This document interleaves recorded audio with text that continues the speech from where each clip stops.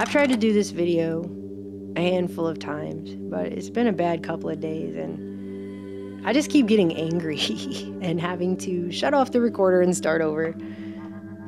A few months back, I did a video on the fact that billionaire Facebook co-founder Sean Parker came out and, without mincing any words at all, he told an audience at Axios that the social media platform that he helped create, Facebook, and others like it, Twitter, Instagram, are literally psychologically programming the population through social validation feedback loops. And that means that we need to sort of give you a little dopamine hit every once in a while. It's a social validation feedback loop. I mean, it's exactly the kind of thing that a hacker like myself would come up with, because you're exploiting a vulnerability in human psychology. And talk about revelation of the method. I mean, it really doesn't get any more blatant and in your face than that. And I didn't add this in at the time because, to me, that admission was bombshell enough that it needed to be given its due on its own without throwing a bunch of other issues in on top of it. However, at the very end of the Axios article on that, they added something else that he said. A little PS, if you will, having to do with life science allowing people to live longer, more productive lives. But here's what Parker said, quote, "Because I'm a billionaire, I'm going to have access to better healthcare, so I'm going to be like 160, and I'm going to be part of this like class of immortal overlords." I mean, just wow to that statement, you guys.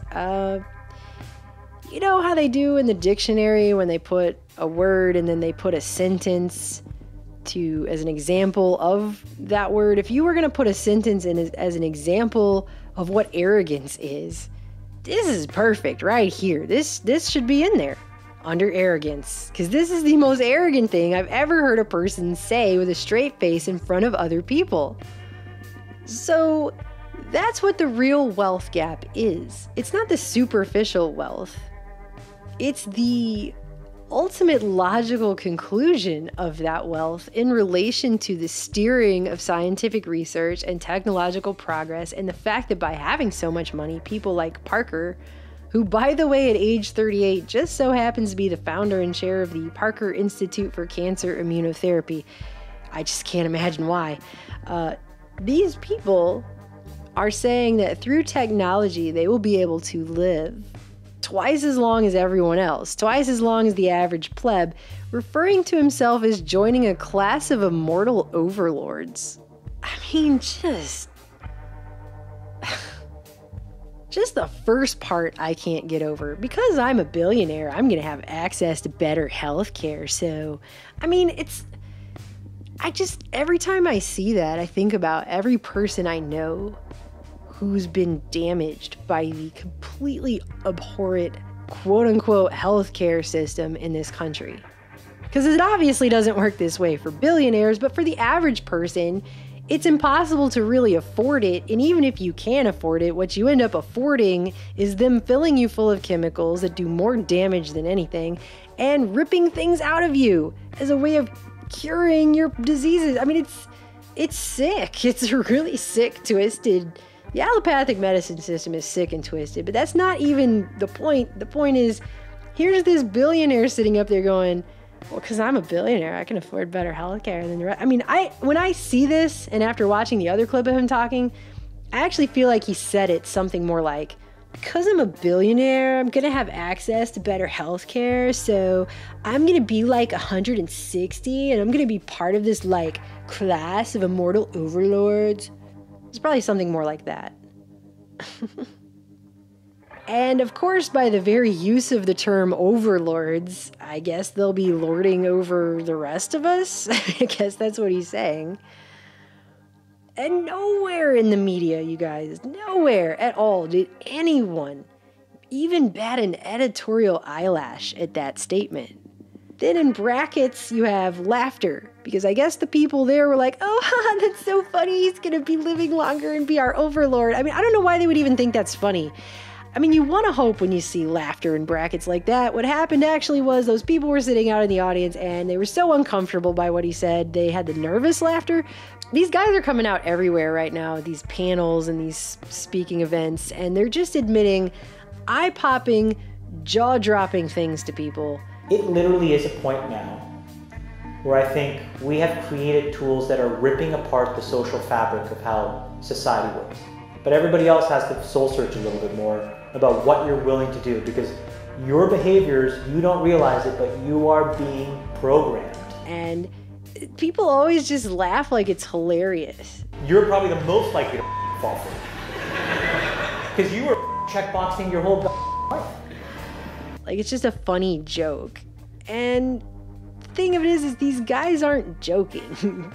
If you watch the thing and you watch, I mean, they didn't put a clip of him saying that for obvious reasons, but if you watch the other thing where he's talking, he's not kidding around what he's saying. He's being pretty blatantly clear about exactly what he's saying. It's not a joke. It's not funny. They're coming out right now and they are telling you what is about to happen in society in the coming, not so distant future. In our lifetimes, in the next few decades, in the next few years, how things are progressing with all this technology that's coming out and the things that they're planning to do with it. And they're telling everyone in their face right now how it's going to be.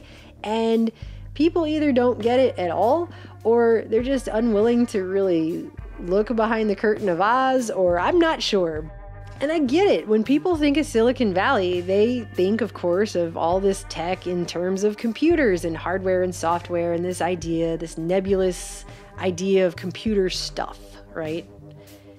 They don't think about how many of these guys are funding medical technology research to the tune of millions of dollars for treatments that do exactly what Parker just said, so they can live forever, or I guess at the very least live a whole lot longer than human beings naturally do on this planet at the time that we're living in right now.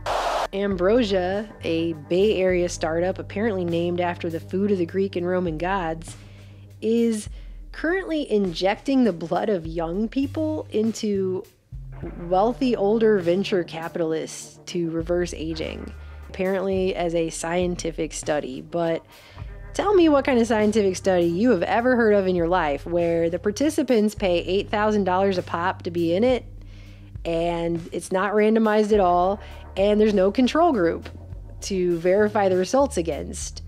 I mean, is that, by any stretch of the imagination, does that sound like a scientific study to you?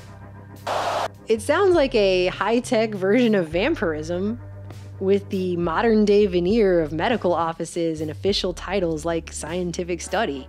And you have all these companies right now. I can't even list them all, but I mean, the co-founders of Google, Sergey Brin and Larry Page, they started a company called Calico, and that whole company is about finding the root causes of aging so they can reverse it and extend lifespan.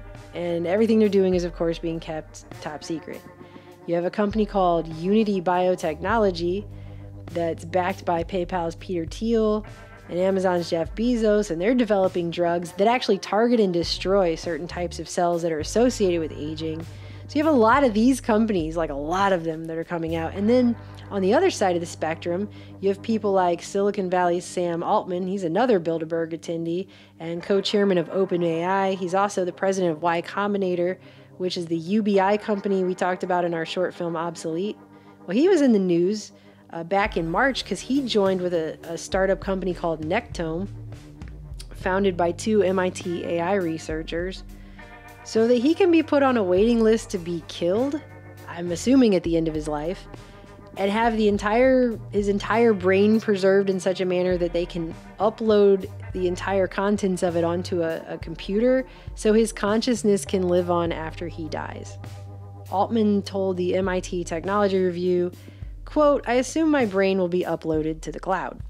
And this is a whole separate topic, the cloud. I cannot get into that in this video, but all of these, there's a lot of tech guys and AI guys that are coming out right now, and they're really pushing this idea that pretty soon we're all going to be jacking our brains directly into the cloud like it's the Matrix. We're just going to plug our brains into it. We will connect wirelessly our neocortex to the cloud. This is with nanobots that enter your neocortex. Right.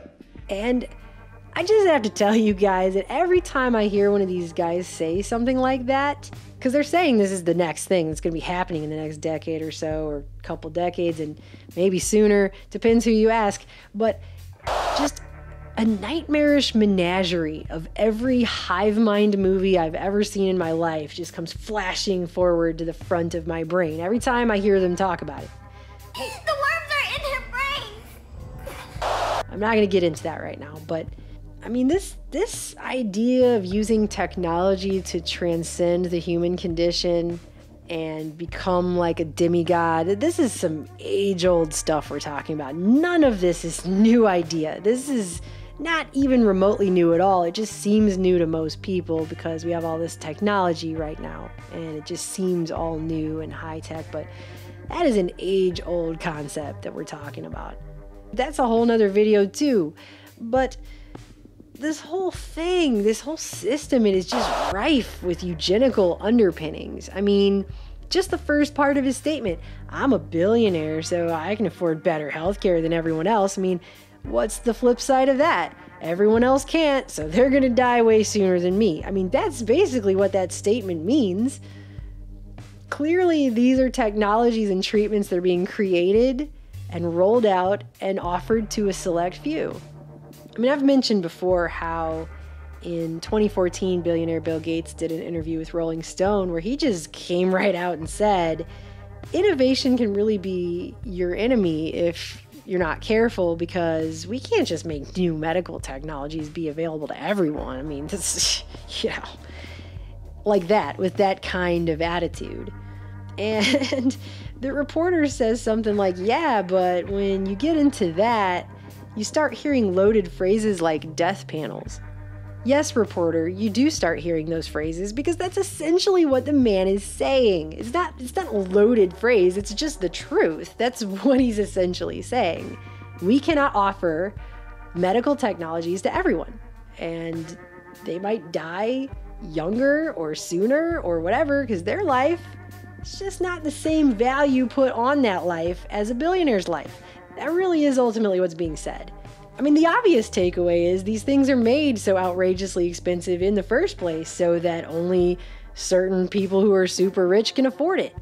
Look, I live in a country right now where if I go into the emergency room and they give me an aspirin, something that I can buy a bottle of, down the street at Walgreens for like $3, if they give me one aspirin, they're going to charge me $18 for it.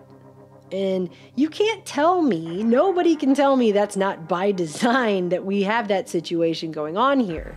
And it's funny that reporter brings up the loaded phrase of death panels because it reminds me of former White House special advisor on Obamacare, Ezekiel Emanuel, Rahm Emanuel's brother. You guys remember him? He was one of the co-authors of the Obamacare legislation. And he came out and wrote an entire op-ed in The Atlantic about why he hopes that he dies at 75 because that's the optimal age to die. And it had charts, and it was all about how basically after the age of 65, you're done contributing to society, and your worth to society is dried up. There's nothing important for you to do anymore. Your creativity is gone, and you're pretty much just going downhill towards death. So your life is basically of no value to society after that point. And so at age 75, you should just go bow out. Like it's a stage play, you should just exit stage left. I would love to revisit this when that guy actually hits 75 and see if he's going to stand by that statement. But I would just go ahead and add that what he's really saying is that's for the majority of everyone else. It's not for people like Sean Parker over there sitting up on stage totally bragging about the fact that he and his Silicon Valley elite friends are going to be in a class of what he describes as immortal overlords. I don't know if I really understood the consequences of what I was saying. Who live to be more than twice as old. To put an exclamation point on the end of that sentence, Parker finished up his comment by saying, quote, because you know the Warren Buffett expression about compound interest, give us billionaires an extra 100 years and you'll know what wealth disparity looks like. Just wow.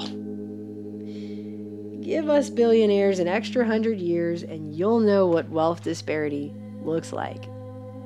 I'm going to go ahead and say that in 10 years, society is not going to look like anything that I recognize.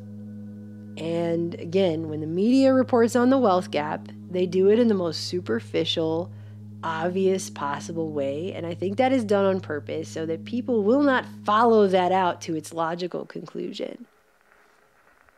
I think the majority of everyone has no idea what the wealth gap really is.